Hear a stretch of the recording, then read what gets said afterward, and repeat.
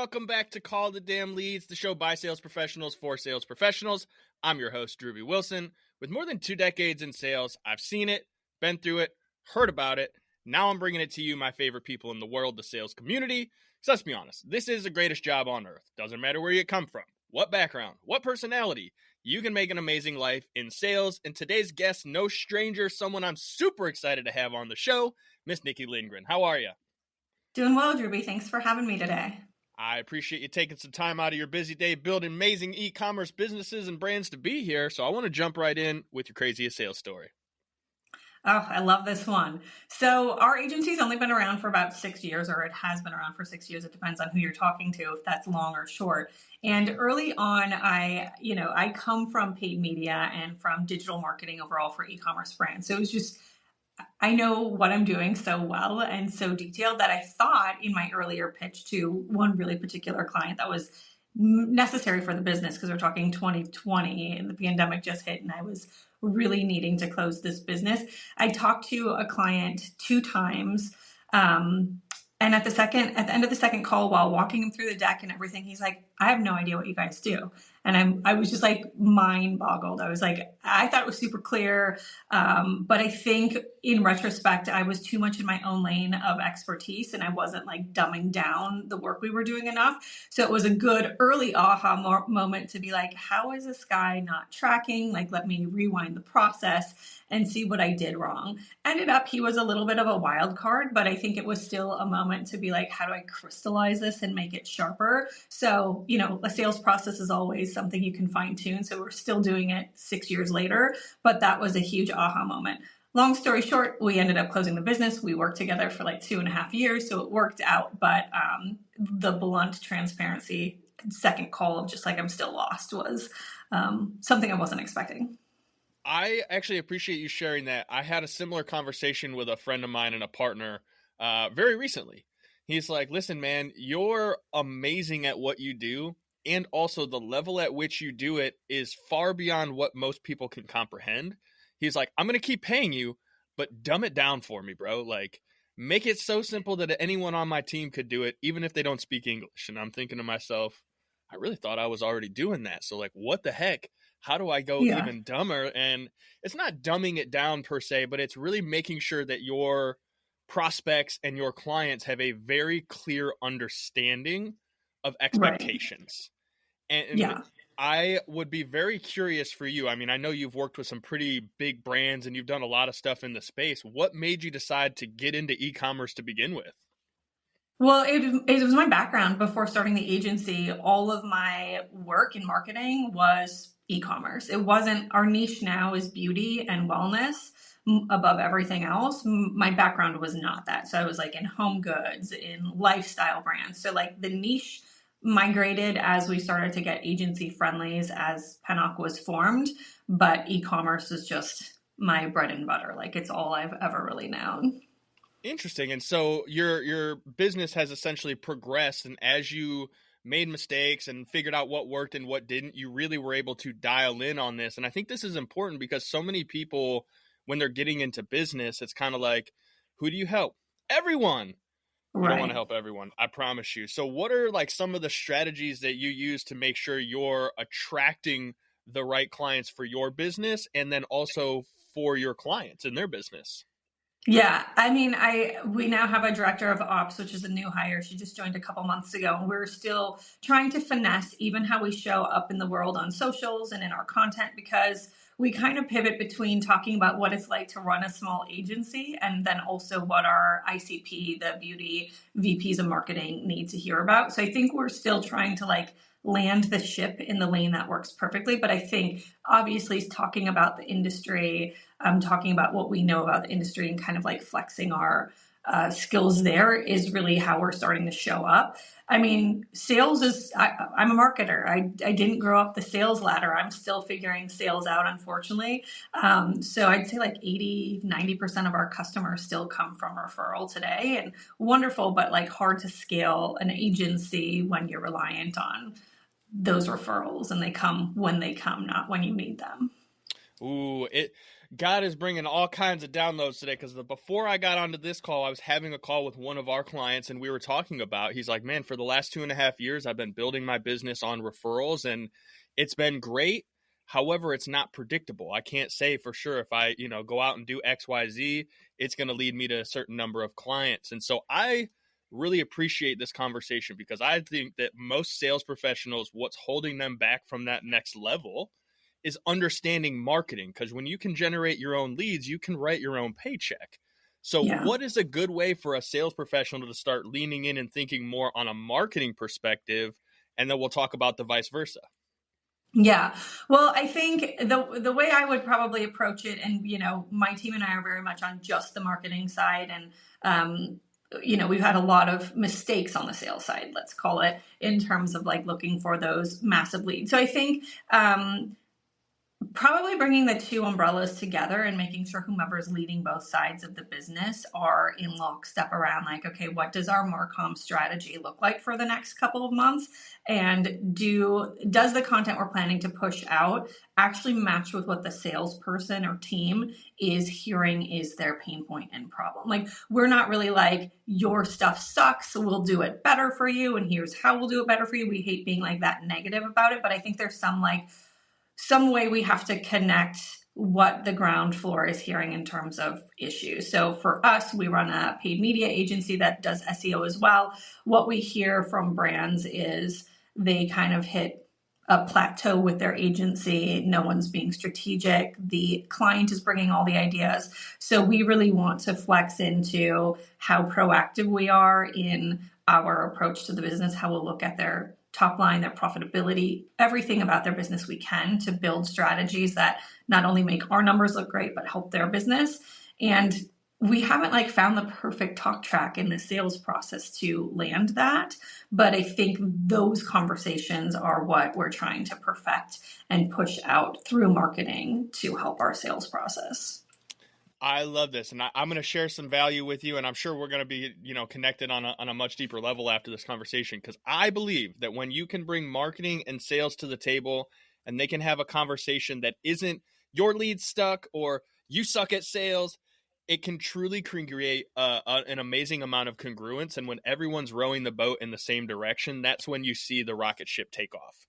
And so when it comes to the marketing side of things, one of the questions I have for you is, how do you go in and help a business owner figure out what their actual offer is? Yeah, that's a fair question. I don't know. When we're talking about an e-commerce brand that's produced a line of product, for us, it's usually like skincare and creams to make you look better. That's what we're working with, right? So we will help them unpack, okay, you have an assortment of 50 SKUs. Let's look at your top 10 products. Let's figure out what we can say is our unique selling proposition for each of those and drill into those. So we're generally taking the best of the best that they have out there, the ones that we know drive first-time conversions and highest LTV, and then we're trying to hear what they believe the proof is that that product exists and is better compared to the product on the shelf next to it. And then we'll try it with a couple different lanes of hooks. So we're kind of like you're saying of how do you simplify and distill what this is in 3 bullet points. It's sort of let's attempt 3 different hooks for each of these 10 products, and then we'll learn what's working. We'll learn 7 of the 10 products are not that great, and we'll just land those top 3. So I think that's sort of how we want to simplify the approach. We're not going to be gosh, what's going to be our hook for 50 products, and let's go out and run campaigns for every single product. So I think just asking them lots of questions during the sales process is what's been really meaningful. I have a lot of fractional CMO friendlies, and they're the amount of questions you ask in your first call, it's just incredible, because other agencies are we can give you the moon, but they haven't asked us anything about our business. So I guess that's one thing I hear we're doing really well. All right. Well, here's where I'm going to challenge you to think about doing the same thing in your sales process. I believe that there's a framework to sales, and I call it the calls framework because I'm very cliche and it's just easier that way. But you confirm the reason you're having the conversation, and you ask very specific and relevant questions. And those pre-qualifying questions are essentially what it sounds to me like you're doing during the onboarding process. So I would challenge you to think about what questions are you asking during the sales conversation so that the individual you're working with becomes more problem aware and narrows in on the idea that they're making the decision to do this based on their knowledge, not you selling them on why it's a good idea. Yeah, that's really smart. Yeah. And so what I think is cool about this for the listener especially is a lot of you probably have 12 or 13 or 15 or 100 different things that you can offer to someone, and all of them have an amazing amount of value. But what you have to really determine is what is the best bang for the buck right now that this client can get a quick win out of. Because it's those quick wins, as you said, what's that entry product? What's the face cream or the audit that you give someone that shows that quick win? Because that's what gets the buy-in. And so for you, when you decided like, what are some of the things that you do? What are those like tips and tricks for the quick media buying wins that you would go and implement in a new business that you start working with? Yeah, I think the first thing we're going to do is ask them these questions about like their existing ROAS, MER, a lot of the metrics to understand where the business is today so that we can project or like build out an idea of what we think our media mix modeling would be, MMM, for running their business. We haven't got access to their accounts yet. We haven't audited anything. We're just like, hey, we know this space, the beauty industry quite well. Here's our gut check of like what we would do. Here's who we think we would be targeting. And here are the hooks that we believe each of these targets would want to hear. And so usually, as long as that's not like the opposite of what their business is about, they're like, okay, we're a little locked in with these guys. Let's go ahead, give them access to our account so they can do a proper audit and come back with like the 2.0 of what they just presented to us. What, when you're doing an audit, and being an e-commerce business myself, this is always the stuff that I love to nerd out on because it's the data and the numbers that make all the difference. When it comes to media buying, are there any main metrics that you are easily able to identify to say, hey, if you're in this niche and you're not close to this cost per click or, average entry value, like what are those main numbers that you're looking at so that maybe a listener goes, shoot, I don't even know my numbers. I should go check those out.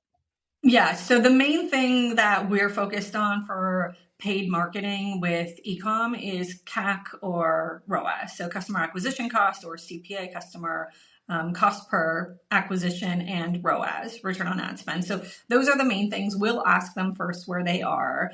So we've got their baseline, and then we understand their average order value.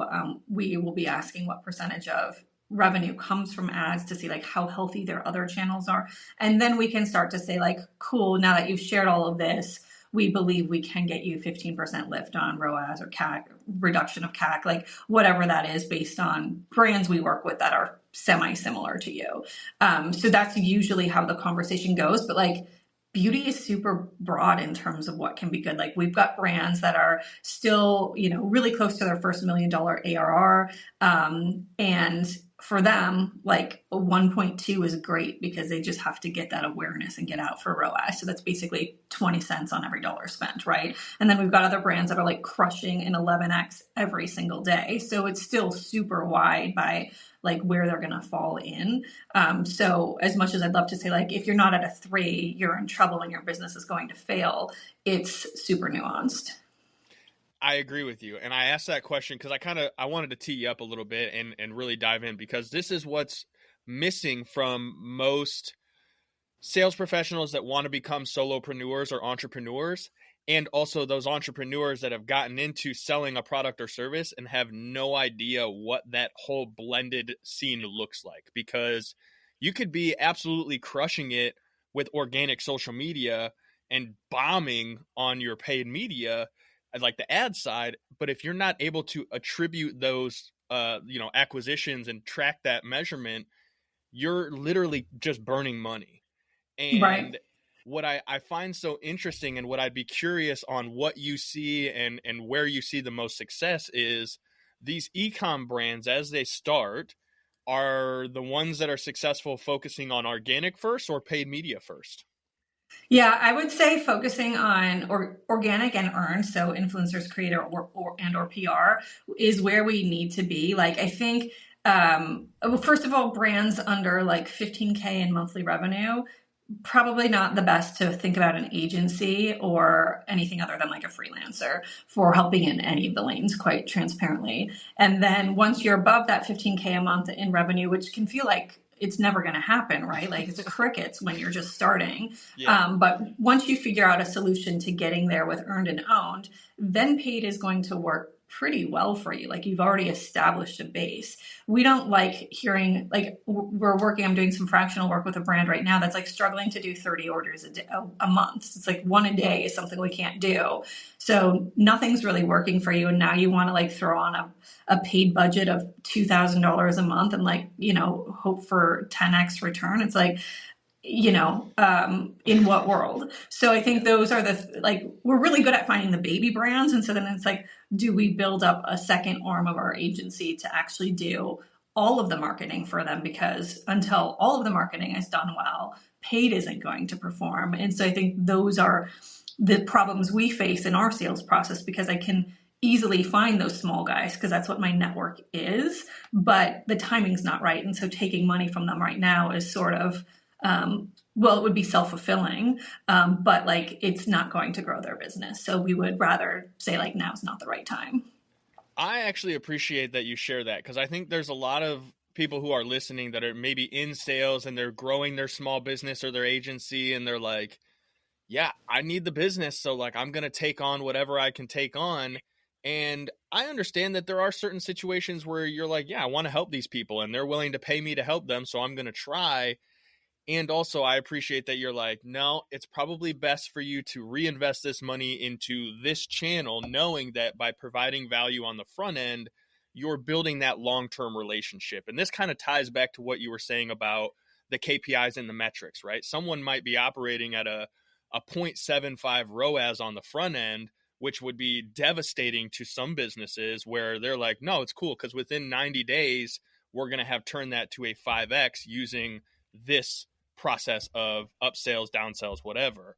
And Yeah. I think it's so interesting where you see so many differences and nuances in how people choose to build their own business, because there's no perfect path. There's no Right. absolute like guarantee to be successful. So I would be interested, to continue. I'm excited to watch you guys continue to grow and build your brand. Being an ecom business, now I'm not in the beauty space per se.